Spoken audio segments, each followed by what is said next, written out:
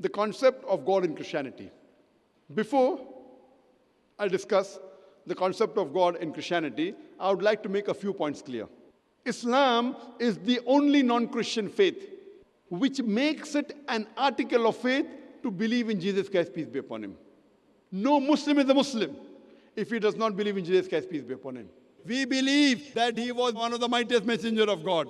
We believe that he was the Messiah, translated Christ. We believe that he was born miraculously without any male intervention, which many modern-day Christians today do not believe. We believe that he gave life to the dead with God's permission. We believe that he healed those born blind and lepers with God's permission. The Christians and the Muslims, we are going together. But one may ask, then where is the parting of ways? The parting of ways is that most of the Christians believe that Jesus Christ, peace be upon him, was Almighty God, and he claimed divinity. In fact, if you read the Bible, there is not a single unequivocal statement in the complete Bible where Jesus Christ, peace be upon him, himself says that I am God, or where he says worship me. That if any Christian can point out a single unequivocal statement from any verse of the Bible which is said by Jesus Christ, peace be upon himself, where he says that I am God, or where he says worship me, I, Zakir Naik, am ready to accept Christianity today.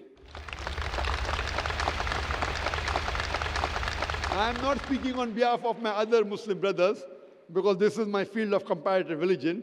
I am ready to put my hand on the guillotine. If any Christian can point out from any version of the Bible a single unequivocal verse in the Bible, a single unambiguous verse in the Bible, where Jesus Christ, peace be upon himself, says that I am God, or where he says worship me, I am ready to accept Christianity.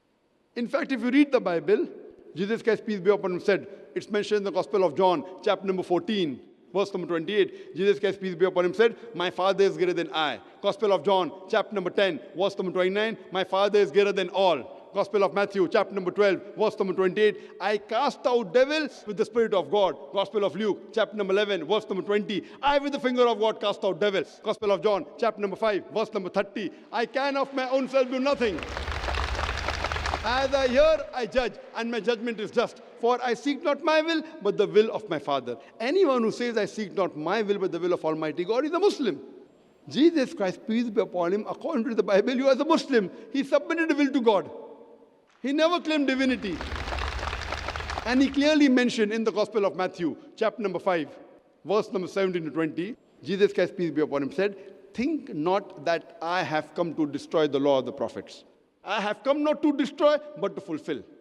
And until the heaven and the earth pass away, not one jot or tittle will pass away from the law until all be fulfilled. And whosoever shall break one of the least commandments and teach men to do so shall be called least in the kingdom of heaven. And whosoever shall keep the commandments and teach the same will be called great in the kingdom of heaven. Unless your righteousness exceeds the righteousness of the scribes and the Pharisees, in no way shall you enter the kingdom of heaven. This is a verbatim quotation from the King James Version, Gospel of Matthew, chapter number 5, verse number 17 to 20. That means if you want to go to paradise, you have to be better than the Jews. And you have to follow all the commandments, what is mentioned in the Old Testament. So all what I said in the Old Testament, that God is one, you don't have to make images, have to be followed by the Christians if they want to go to heaven. Jesus Christ, peace be upon him, never claimed divinity. In fact, he said, it's mentioned in the Gospel of John, chapter number 14, verse number 24. He says, the words that you hear are not mine, but my Father's who has sent me.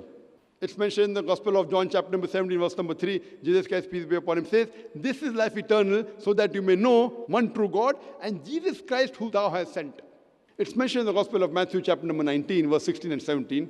Once a man approaches Jesus Christ, peace be upon him, and tells him, good master, what good things should I do so that I will enter eternal life, so that I'll go to paradise?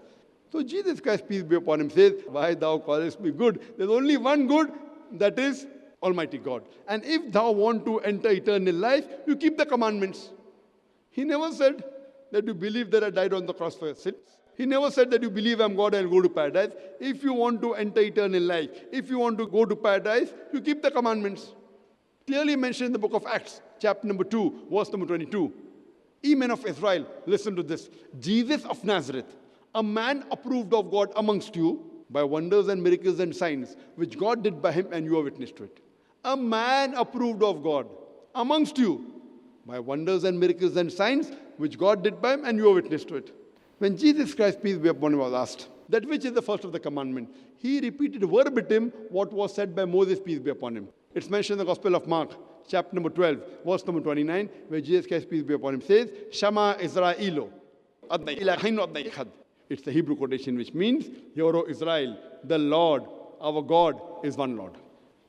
So if you read the Bible, you shall understand the concept of God in Christianity, which will help you increase the brotherhood between the Christians, the Muslims, the Hindus, and the Jews.